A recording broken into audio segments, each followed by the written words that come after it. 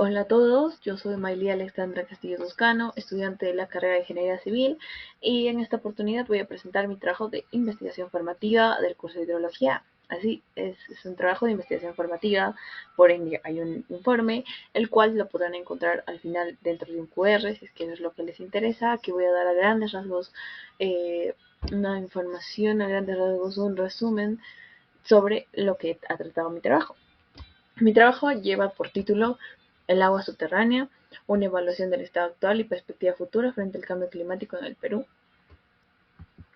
El contenido que voy a brindar dentro de este video es el marco teórico a grandes rasgos. Dentro del trabajo se encuentran más detallados los resultados que vendrían a ser los de los estudios que se hicieron a los acuíferos de Ica y conclusiones que he tenido desarrollando ese trabajo. El marco teórico, vamos a empezar con lo que son las aguas subterráneas.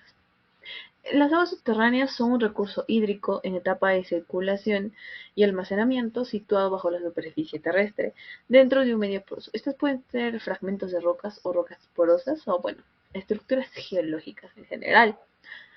Tienen la posibilidad de ser aprovechadas mediante perforaciones, galerías de drenaje, manantiales o filtraciones. Incluso depende esto del tipo de acuífero que lo mantenga.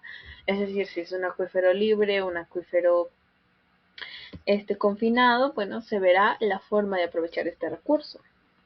Además, ¿de dónde sale esta agua? El agua subterránea, representa, como vemos en la imagen de la derecha, el 30% del agua dulce.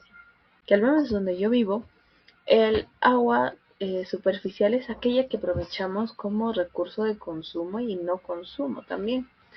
Que se denomina consultivo o no consultivo según la ley de recursos hídricos del ANO. Entonces, lo que sucede es que de cara a un posible futuro de escasez de el agua superficial, podríamos recurrir al agua subterránea. ¿Qué pasa? Que esto forma parte del ciclo. Entonces, si es que una se agota, a lo mejor la degradación del agua subterránea va a ser peor, temas que ya voy a tratar más adelante. Podemos notar aquí una imagen del ciclo hidrológico del agua. Esta imagen podemos notar que el agua de las precipitaciones se infiltra y pasa a percolar, es decir, que pasa a capas más profundas del suelo, por ende llega así a los acuíferos los cuales. Ya todo esto, ¿qué es un acuífero? Los acuíferos son formaciones geológicas constituidas por la acumulación de partículas transportadas por la gravedad, viento o agua en estado sólido también, que son agentes externos. Suelen ser arenas y gravas. Por lo general, son de edades geológicamente recientes. El agua subterránea circula con mucha lentitud a través de ellos, favoreciendo la gestión, aprovechamiento y protección. Pueden clasificarse entre las que tienen agua subterránea renovable y las que no. Las que tienen agua subterránea renovable se plantean aprovechar de algún modo, bien sea para el consumo humano, para para trabajos de agricultura, etcétera. Y las que no tienen un recurso renovable se plantean como zonas de protección, como podría ser una zona de veda, que estas zonas de veda son, son teorías parte de la ley de recursos hídricos en el Perú, por ejemplo, que son zonas que si bien se van a proteger y se restringe su uso para consumo, para ya sea consultivo o no consultivo, pero de en sí aprovechar este recurso, al menos de esa zona, puede ser usado en un futuro de posible escasez, puede quitarse la denominación de veda, pero es así como se pueden ir clasificando, ¿no? Además de existir los que son detríticos, costeros, fracturados y carcásicos. Esta clasificación viene más que nada debido a la formación que tienen, o sea, que los por ejemplo, detríticos es que está formado por rocas detríticas y fracturados de rocas fracturadas, etcétera. También hay otra clasificación que, como podemos ver en la imagen, están los libres y los que están confinados.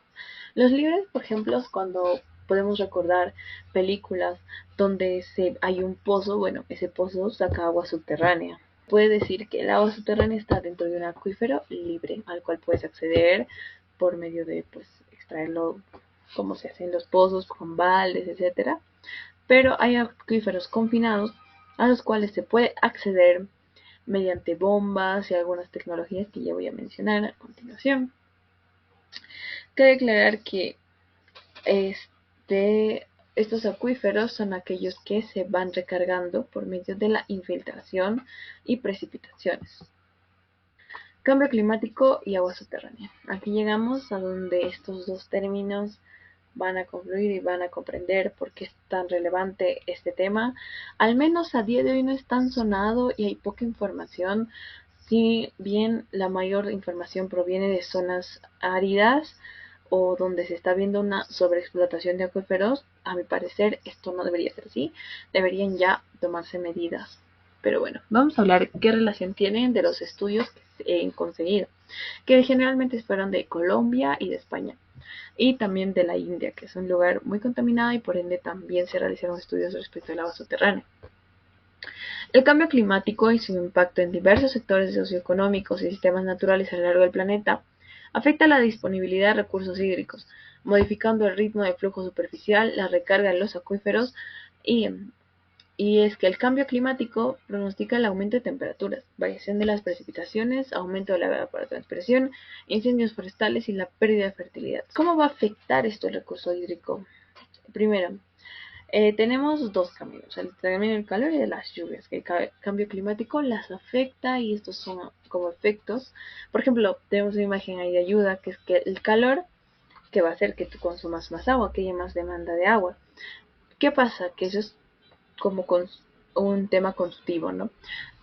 Pero ¿qué pasa cuando hay mayor evaporación?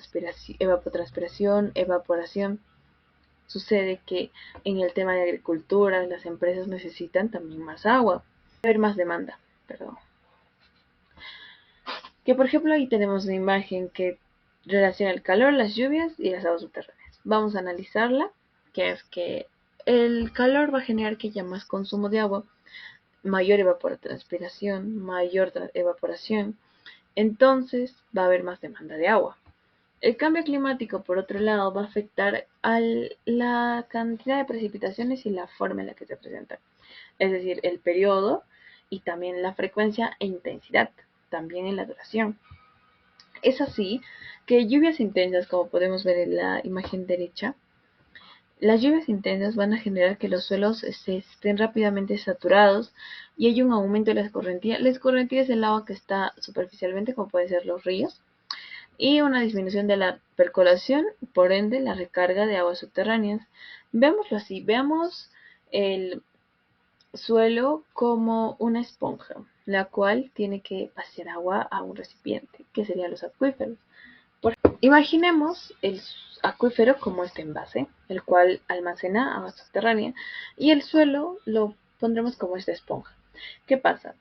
Que cuando ocurren las precipitaciones, hay una parte de ellas que se va a la escorrentía superficial, que son los ríos, y otra parte que se va a infiltrar. Y ocurrirá percolación, que es decir, que va a pasar a capas más profundas del suelo. ¿Qué pasa? Que este actúa como una esponja vaciando el agua dentro de esto. Pero ¿qué pasa si la lluvia es muy intensa? Va a suceder que esta esponja ya no va a cumplir su función, va a estar muy saturada, tan saturada que no va a poder absorber, por así decirlo, más agua, que sería infiltrar la palabra, no va a poder infiltrar más agua, por ende, mientras va disminuyendo por aquí para poder infiltrar más agua, la lluvia va a pasar, no va a infiltrar, en cambio, cuando son lluvias menos intensas, este proceso básico va hacia acá y a la vez va infiltrando, en cambio si está muy saturado, no hay forma. Es por eso que los suelos, que la escorrentía va a bajar, o sea, esto tiene un proceso, eso es por la característica de los suelos, pero si es que la lluvia es la que aumenta, no va a cambiar esto, simplemente ya no va a haber lluvia para cuando el suelo ya pueda infiltrar más, entonces va a haber menos recarga de aguas subterráneas. Ahora, por otro lado, tenemos el otro extremo, que es otro efecto del cambio climático. Cuando haya sequía, lo que va a pasar es que va a haber tanto tiempo de sequía que la esponja que tenemos va a estar mucho tiempo seca.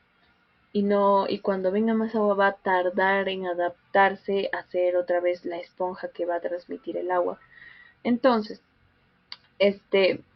la formación del encostramiento del suelo y suelos hidrofóbicos es una de las consecuencias de sequías más frecuentes y más largas.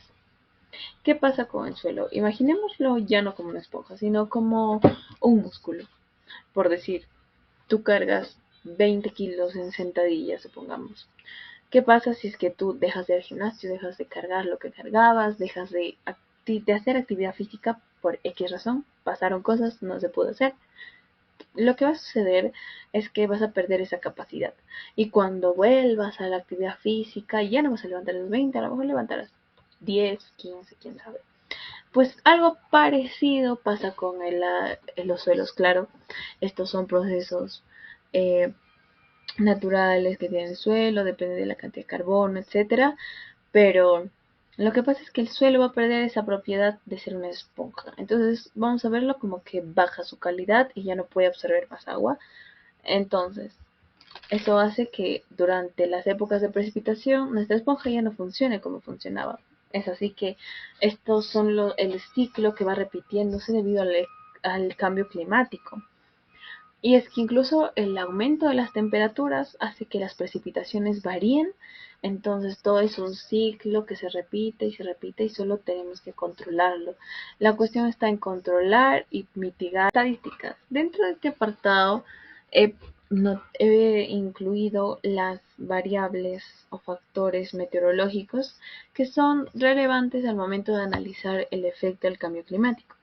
Al lado izquierdo podemos notar la demanda de agua que existe en el Perú, que como notamos es mayor en la zona de la costa y la sierra y menor en la zona de la selva.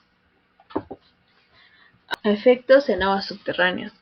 Un cambio climático provoca una disminución de la calidad de aguas subterráneas, provocando el aumento de concentración de contaminantes como nitratos y fosfatos y mayor concentración en sales de aguas subterráneas. Las principales amenazas que enfrentan las aguas subterráneas en el Perú son el cambio de temperatura, precipitación, sobreexplotación y contaminación.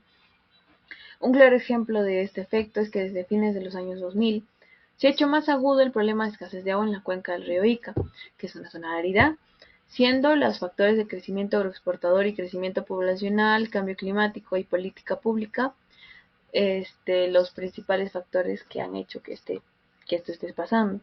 El Estado, para enfrentar la emergencia hídrica, está relativamente neutralizado. Presenta una debilidad incluso para el cumplimiento de sus propias disposiciones, como es el caso de la restricción y perforar nuevos pozos de agua.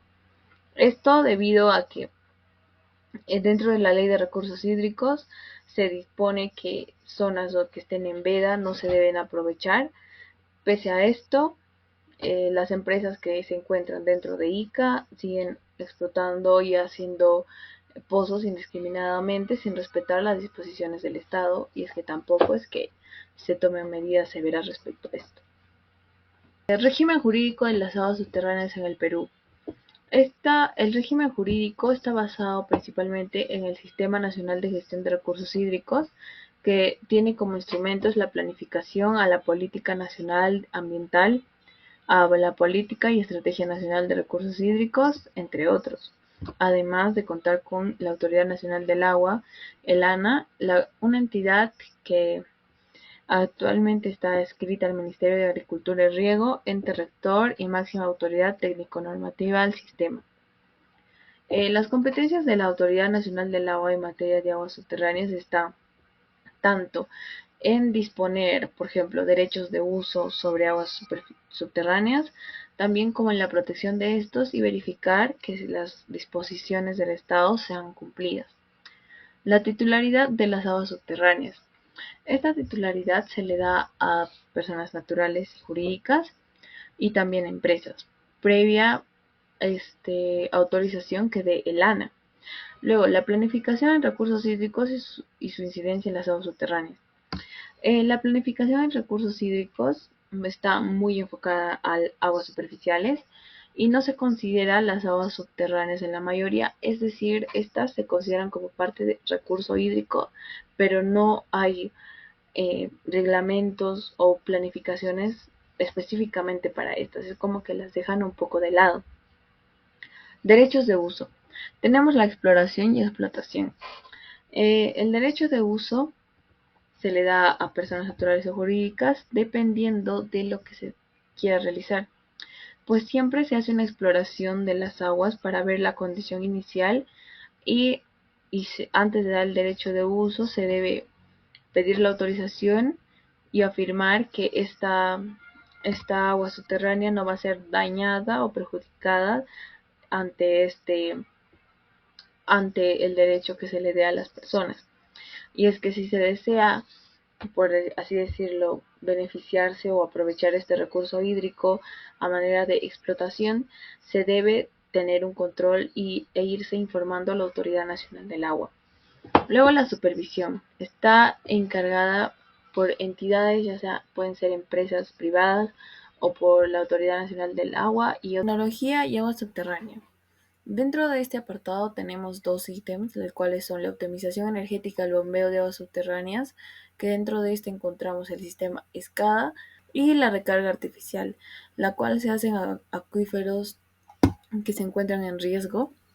Es así que esta acción se debe hacer lo antes posible y se debe hacer un estudio previo antes de realizar esta acción. Aquí podemos notar la recarga de acuíferos, las que son artificiales y las que son naturales, que resultados. De los pocos estudios que hay en el Perú respecto a este tema, tenemos sobre todo el de ICA, el cual, como ya había mencionado, tiene un problema de sobreexplotación de acuíferos.